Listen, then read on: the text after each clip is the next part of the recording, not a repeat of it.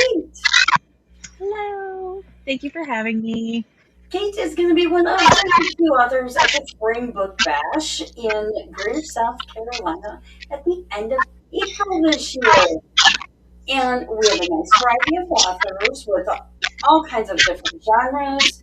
Kate, tell us about what books you're going to be sharing with us and what you're bringing to the festival. So I have two books out currently. They are both romance novels, but different varieties of romance. Trying to figure out which side to point to. This one is my first. It was my debut that came out in March of 2025, and it is a historical romance, but it is a retelling of a past life of mine that I learned about through past life regression. And it is the first in a series of past life retellings. And then I'm trying to figure out which hand to use again. I'm sorry. This one came out in November of 2025, and it is the first in a fantasy trilogy that is inspired by the Nutcracker. Oh, so how did you get started writing both of those? Because they're a little bit different. So what's the background on that? So, Calrian Chronicles, which is my Nutcracker retelling, it was an idea I had had for a long time, probably 15 years at this point, because I heard remixes of music from the Nutcracker from like Lindsey Sterling and Pentatonics, and it made me imagine almost like an anime style Nutcracker story, because I am an anime girly at heart.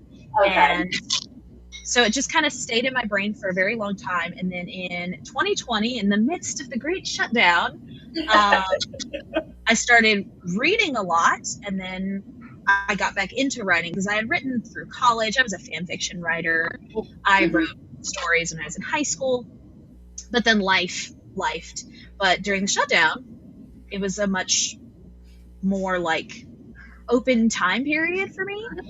And so I started writing things down, and then it kind of became its own monster. The version of Calrian that is out is not what it started life as. The romance is not the direction it was originally going to go, but it's kind of my heart book, because I've lived with these characters for so long. So that one has been like a long simmer. With Restitching, with the past life retelling, I did a past life regression session in 2021. I'm into the metaphysical and spirituality and that sort of thing, and had always wanted to know. I was always really curious. And I did my session at a shop in the upstate of South Carolina, and I learned about two lives in that session. That one was like a long-lived life, but it was just not fun, for lack of a better term, and the other one did really, really tragically. And to kind of deal with learning about that trauma and kind of like going back through that trauma, I was, racking my brain on how to like live with the knowledge of who I was and what had happened. And then someone who I was friends with was like, you can just rewrite your ending now. And I was like, oh my gosh, I can. And so I did. So yeah, they're very different. They would have very different audiences.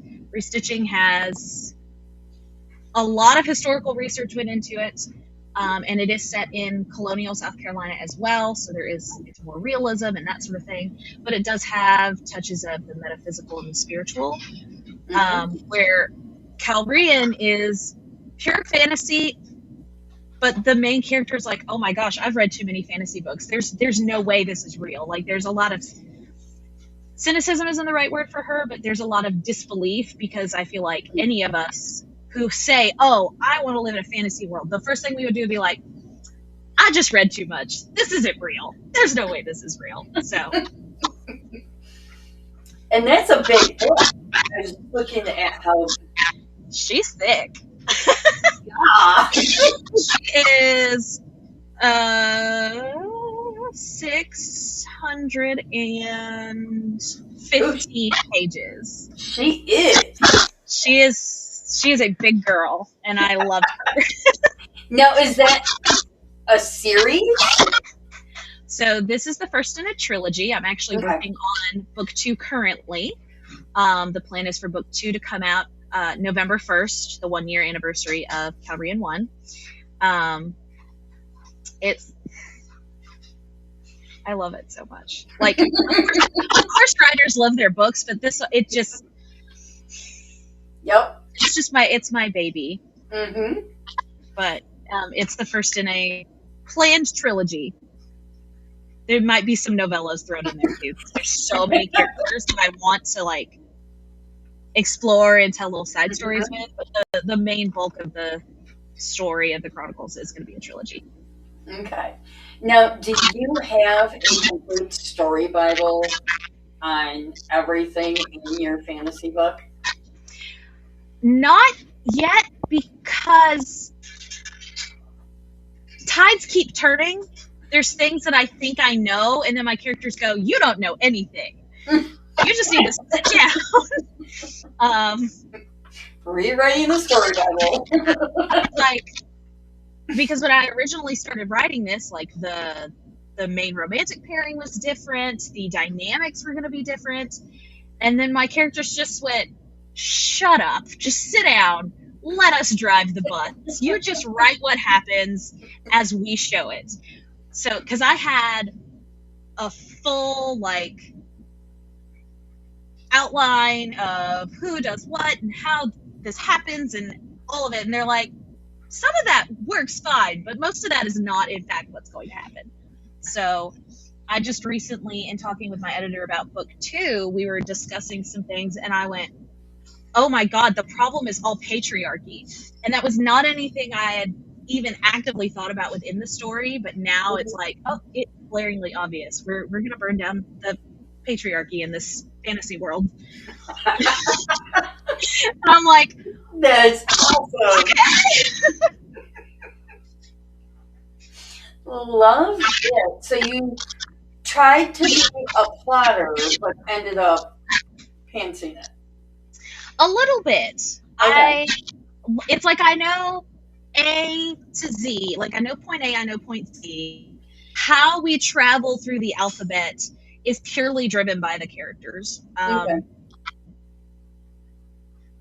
And sometimes I lose some of my letters. Sometimes there's things where it's like, I really wanted this to happen, but after they have kind of taken over for a little while, they're like, no, it just doesn't work anymore.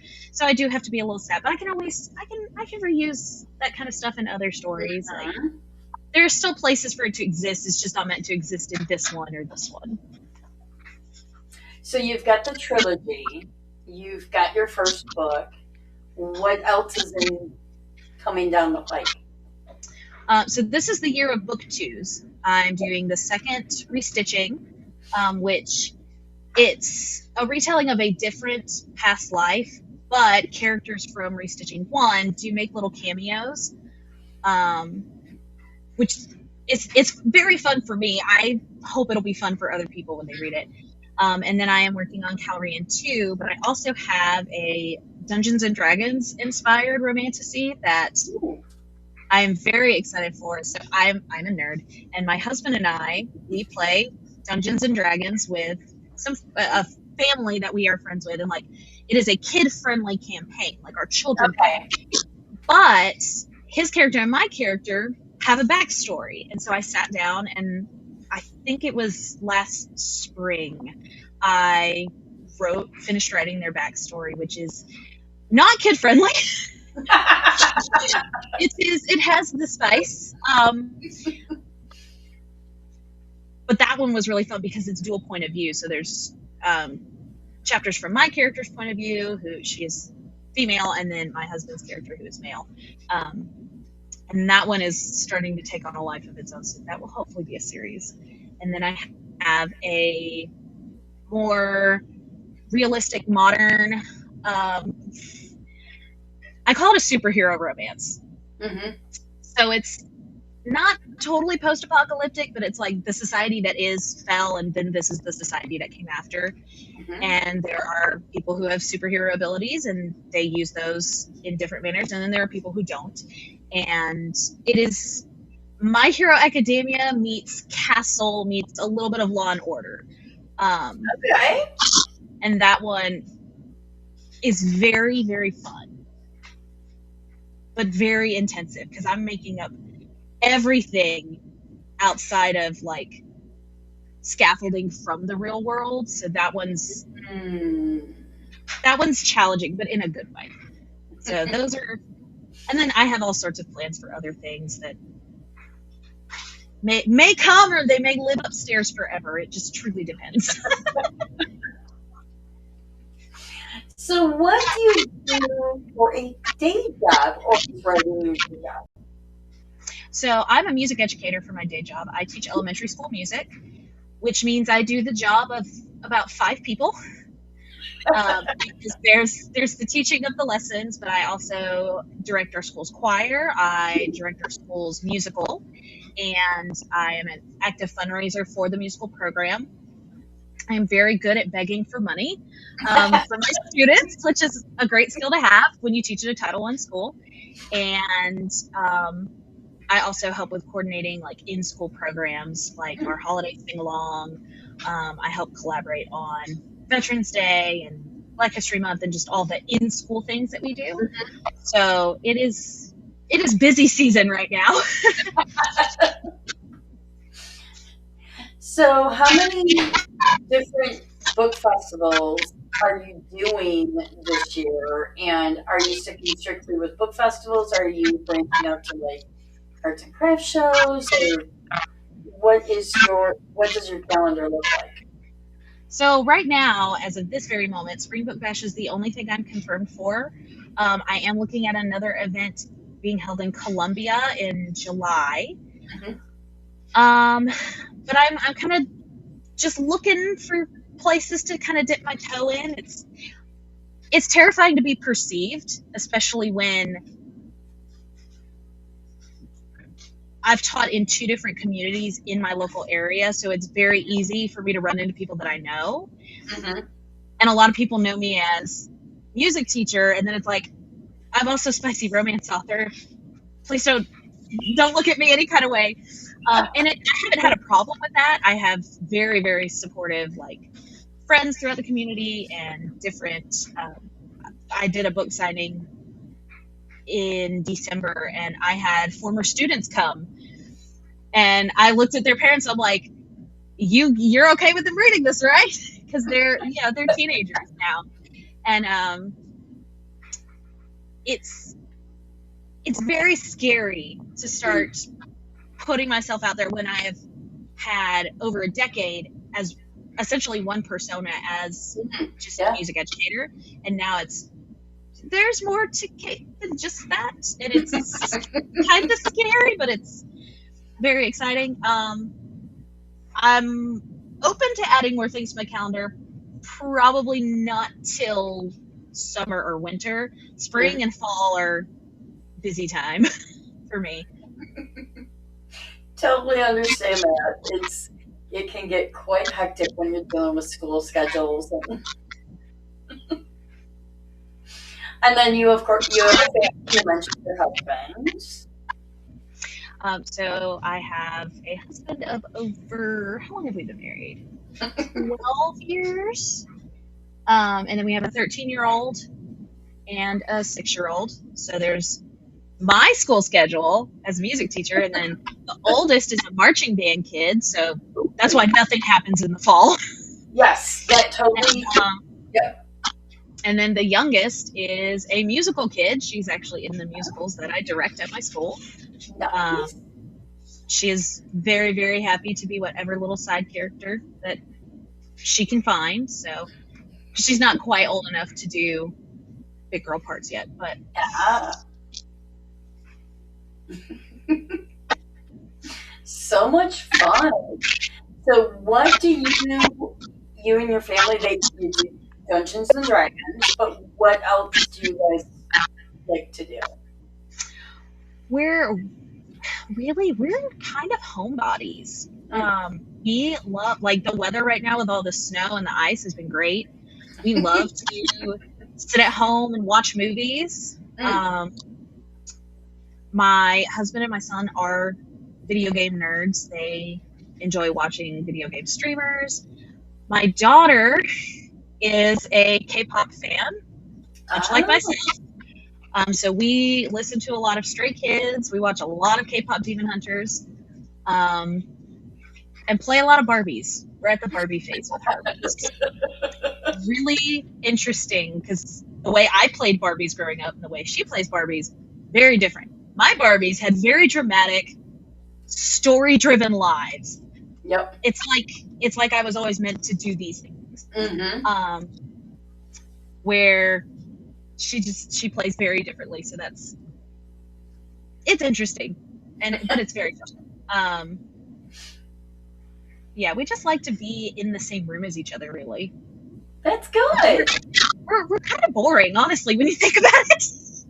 Because we just, like, I do grandma crafts. I do hand embroidery and knitting and that sort of thing. And we just like to be in the same room. That's a good thing. That's not boring. That's a good thing. I'm sorry, my dog just took off running down the hall. Ooh, we have pets too. Yes, we do. I have a American Pit Bull Terrier named Natasha. We call her Tashi. And then we have 2 cats who live outside and are very unhappy right now, but they refuse to stay in when we give them the opportunity. So, Well, that's their fault. but their names are Shadow and Scanlan. And my husband has been known to call me Ellie Mae because anything that is a fuzzy critter, I'm like, I'll be your mother now. Got it.